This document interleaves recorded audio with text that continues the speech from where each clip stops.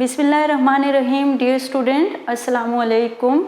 मैं professor Sumera Yunus from unique group of institute. कैसे हैं बेटा आप लोग?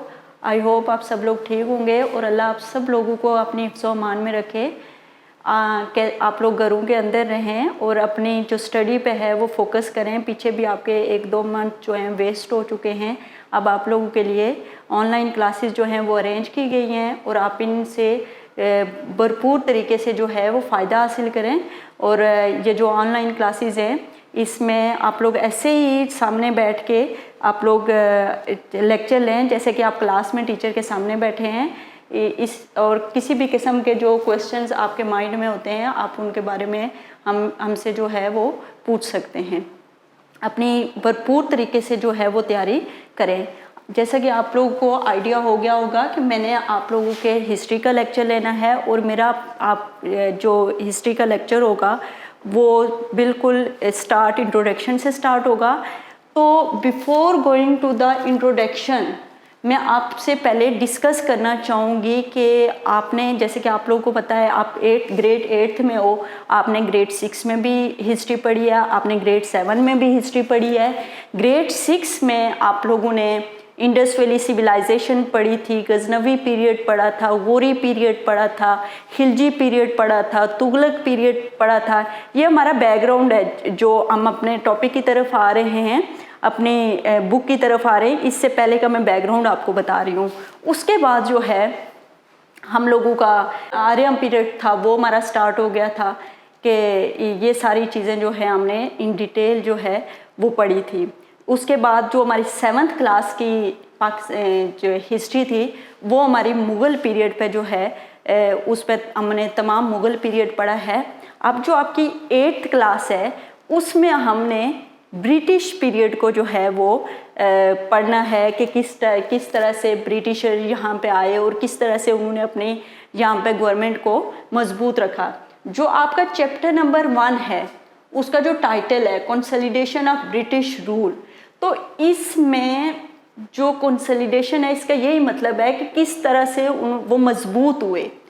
खैर, before going to the further topic, first of all मैं आप लोगों को पेपर पैटर्न बताना चाहूँगी कि आप लोगों का पेपर पैटर्न क्या है। इसका सेम उसी तरह से जैसे आप 6th क्लास में और 7th क्लास में पेपर देते रहे हो, सेम आपका जो पेपर पैटर्न है उसी तरह से है। आपके जो MCQ, जैसा कि आप लोग जानते हो कि आपके MCQs जो होते हैं वो 14 मार्क्स के, आपके जो शॉर्ट क्वेश्चन आंसर होते हैं वो आपके 16 मार्क्स के। आपको हम 12 शॉर्ट क्वेश्चन आंसर्स देते हैं जिनमें से आपको अटेम्प्ट करने होते हैं 8 शॉर्ट क्वेश्चन और हर शॉर्ट क्वेश्चन जो है वो 2 नंबर का है। तो इस तरह से हमारे शॉर्ट क्वेश्चन जो होंगे वो 8 को मल्टीप्लाई कर लो 2 से तो 16। इसी तरह से लॉन्ग क्वेश्चन हम आपको 3 देते हैं जिसमें से आपको 2 अटेम्प्ट करने होते हैं और ईच लॉन्ग क्वेश्चन जो होता है वो 10 मार्क्स का। तो इस तरह से आपके लॉन्ग क्वेश्चन के मार्क्स जो होंगे वो 20 मार्क्स के। तो टोटल मार्क्स आपके जो होंगे जो इसके हिस्ट्री के वो आपके 50 मार्क्स होंगे। तो ये था आपका पेपर पैटर्न। आप लोगों को पहले भी इसका आइडिया होगा क्योंकि आप 6th क्लास में भी पेपर्स देते आए हो, 7th क्लास में भी पेपर्स देते आए हो। तो आई होप कि आपको अच्छी तरह से अंडरस्टैंड हो गया होगा कि आपका पेपर पैटर्न 8th क्लास में भी वही होगा जो पहले था। अब आपका है, अब हम दोबारा से अपने टॉपिक की तरफ चले जाते हैं। Chapter number 1 consolidation of British rule. इसमें हमने ब्रिटिश रूल का इनिशियली पीरियड स्टार्ट करना है, किस तरह से ब्रिटिशर यहाँ पे आए, किस बहाने से वो यहाँ पे आए थे और किस तरह से उन्होंने अपनी हुकूमत यहाँ पे जो है वो बना ली। ये तमाम चीज़ें जो है हम स्टेप बाय स्टेप जो है डिस्कस करेंगे। तो जो हमारे चैप्टर का सबसे फर्स्ट टॉपिक, पहला टॉपिक है वो है ईस्ट इंडिया कंपनी। तो what is east India company? East India company क्या थी? ईस्ट इंडिया कंपनी एक ट्रेडिंग कंपनी थी ब्रिटिशर की। ब्रिटिशर इस कंपनी के तहत यहाँ पर ट्रेड करने आए थे। अब इसकी बैकग्राउंड हिस्ट्री पे मैं जाती हूँ। बैकग्राउंड हिस्ट्री ये है, establishment of east India company में आपका ये है कि अरब जो थे वो यहाँ पे ट्रेड करने आते थे यहाँ पे सब कॉन्टिनेंट में। अब यहाँ से वो गुड्स क्या करते थे, लेके जाते थे और वो जाके यूरोपियन कंट्रीज़ में जो सेल करते थे। तो इस तरह से अरब के और यूरोपियन कंट्रीज़ के रिलेशनशिप आपस में अच्छे हो गए। अब जो सब कॉन्टिनेंट की गुड्स थी उनको यूरोपियन कंट्रीज़ में बहुत पसंद किया गया और वहाँ के लोग भी चाहने लगे कि हम लोग भी वहाँ से जाके ट्रेड करें। तो इस तरह से यूरोपियन कंट्रीज़ का इंटरेस्ट सब कॉन्टिनेंट की तरफ बढ़ा। तो यूरोपियन कंट्रीज़ में पुर्तगीज़, इस तरह से आपके डच जो कि जर्मन थे वो, उसके अलावा आपके जो हैं ये फ्रेंच, ये लोग आए। फिर ब्रिटिशर आए। अब ब्रिटिशर जब आए तो ब्रिटिशर ने, इधर मैंने आप लोगों को मैं बताती हूँ कि जब ब्रिटिशर आए तो ब्रिटिशर ने सबसे पहले क्वीन एलिज़ाबेथ से, जो कि वहाँ की उस टाइम क्वीन थी, उससे जो है एक चार्टर पास करवाया। उस चार्टर को पास करवाने का बेसिकली मकसद ये था, अभी मैं आपको थोड़ा सा ओवरव्यू बता रही हूँ, ओवरव्यू बताने के बाद मैं आपको रीडिंग करूँगी तो वो आपको साथ साथ अच्छी तरह से क्लियर हो जाएगा। फिर जैसे ही हम बुक रीडिंग करेंगे, अभी थोड़ा सा ओवरव्यू बता रही हूँ ईस्ट इंडिया कंपनी का कि वो आई कैसे। अब उन्होंने क्या किया कि क्वीन एलिज़ाबेथ से इजाज़त ली, एक चार्टर पे साइन करवाए। उस चार्टर पे साइन करवाने का ईस्ट इंडिया कंपनी का बेसिकली मकसद ये था कि उनको मतलब ये राइट दिए जाएं कि ब्रिटिश से कोई दूसरी कंपनी वहाँ पे तजारत करने ना जाए, एक जो है यही ईस्ट इंडिया कंपनी ही वहाँ पे तजारत करे। अब ब्रिटिश के अंदर तो ठीक है, चार्टर पे साइन हो गए और वहाँ पे इंटरनल कंपेटिटर से वो बच गए, कोई भी कंपटीटर उनका जो है वहाँ से नहीं था। ब्रिटिशर की एक ही कंपनी यहाँ पे तजारत करने आई। लेकिन अब जो बाकी कंपनीज थे, बाकी लोग थे, बाकी जो यूरोपियन कंट्रीज थी, जैसे कि फ्रेंच थे, पुर्तगीज़ थे, डच थे, वो लोग अब जो थे वो लोग तो वो तो यूरोपियन दूसरी नेशंस थी, उनसे तो ब्रिटिशर जो थे वो उनको तो नहीं रोक सकते थे। अपने मुल्क के अंदर तो उन्होंने एलिज़ाबेथ से जो है साइन करवा दिया चार्टर पे और रोक लिया बाकी कंपनीज को यहाँ पे सब कॉन्टिनेंट में आने से, क्योंकि जो ईस्ट इंडिया कंपनी थी वो उस जब आई थी तो वो सिर्फ ट्रेडिंग के पर्पज़ से आई थी और वो जस्ट ये चाहती थी कि किसी न किसी तरह से उनको यहाँ पे ज़्यादा से ज़्यादा पैसा लेके वो अपने मुल्क जाए, ये उनका एम था। फिर तो वो आहिस्ता आहिस्ता जब यहाँ के कंडीशन देखते गए तो फिर उन्होंने फाइनली यहाँ पे अपनी गवर्नमेंट कायम करने का जो है वो प्लान किया। लेकिन उनकी स्टिल कंपटीशन में क्या थे, यूरोपियन दूसरी पावर्स थी जिसमें आपके पुर्तगीज़ थे, फ्रेंच थे, डच थे, इनके साथ उनका मुकाबला चल रहा था। इन्होंने क्या किया कि अब through weapons by force in Nations को रोकने की कोशिश की। अब बाय फोर्स इन नेशन को कैसे रोकने की कोशिश की कि वो एक दूसरे के उस पे लाइक जो शिप्स होती थी उन पे अटैक करना शुरू हो गए, वेपन्स के एक दूसरे का रास्ता ब्लॉक करना शुरू हो गए। तो इस तरह से वो एक दूसरे से इनकी फाइट हुई। अब बात ये है कि पुर्तगीज़, फ्रेंच और डच में ब्रिटिशर कैसे यहाँ पे काबिज हुए, वो उनको इतनी वो क्यों, क्या वो ज़्यादा इंडियंस को पसंद थे? नहीं, पुर्तगीज़ ये जो थे ये इंडियंस को पसंद नहीं थे, बल्कि वो क्या करते थे कि यहाँ के जो ऑफिसर्स थे उनको पैसे दे के ख़रीद लेते थे, उनको पैसे दे के अपने काम करवा लेते थे। यहाँ के जो लोकल ताजिर थे, ट्रेडर थे, उन्होंने उनको अपने पास बुला के उनके साथ जो है उन्होंने अपने रिलेशनशिप बनाना शुरू कर दिए ब्रिटिशर ने। फिर आहिस्ता आहिस्ता उन्होंने क्या किया कि उनके साथ रिलेशनशिप बनाना शुरू कर दिए। फिर उन्होंने क्या किया कि यहाँ के जो रॉयल फैमिली थी, जैसे कि उस टाइम औरंगज़ेब था, उससे एक फरमान जारी करवा लिया। उस फरमान के मुताबिक औरंगज़ेब ने उन्हें हर किस्म की ट्रेड पर किसी भी किस्म का टैक्स जो है उससे आज़ाद कर दिया। अब उन्होंने क्या किया कि एक तो कंपनी के पर्पसेस के लिए तो उनका टैक्स हो गया ही हो गया, अब वो पर्सनल बेनिफिट्स भी उस वो फरमान वो इस तरह का था कि एक चार्टर दिया गया था कि इस कंपनी को टैक्स फ्री ट्रेड करने की इजाज़त दी जाए, तो वो अपने पर्सनल बेनिफिट्स भी उससे लेना शुरू हो गए।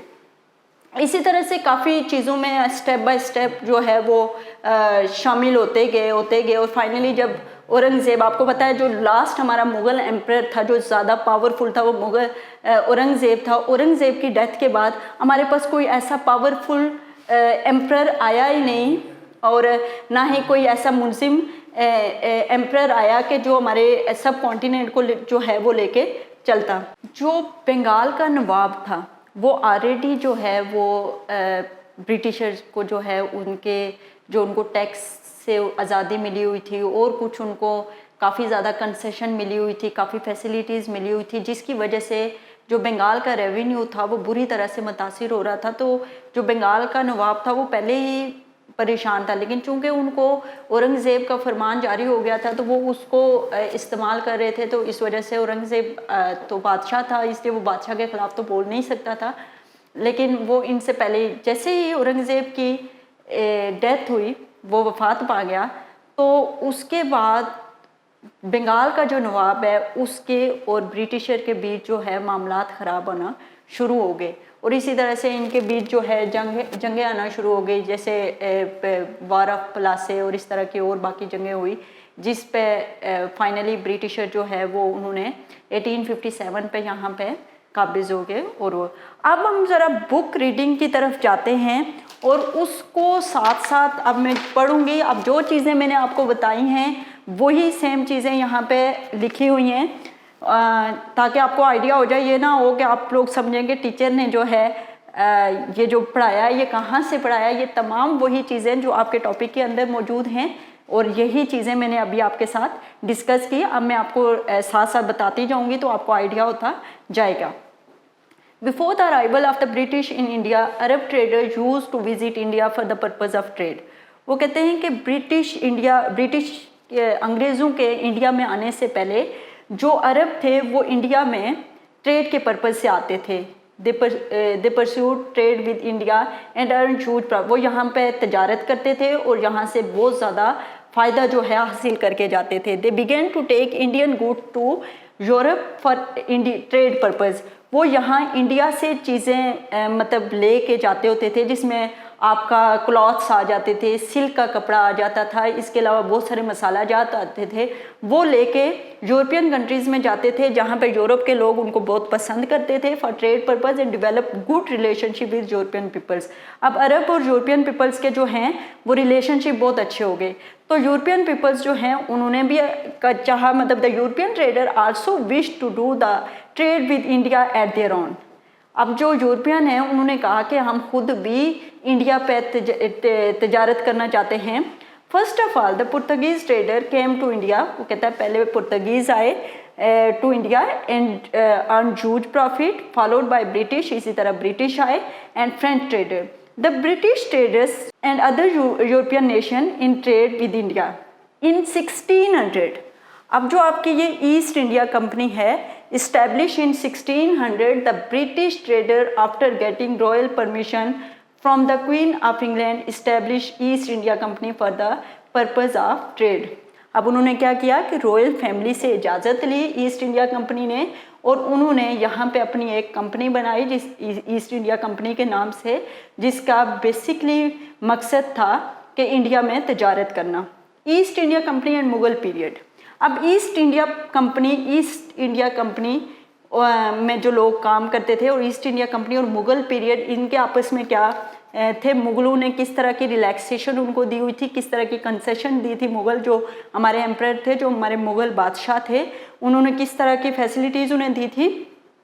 The Mughal emperor Jahangir facilitated to company and free from all the taxes from the various trade taxes which made British happy and they built many trade center in India।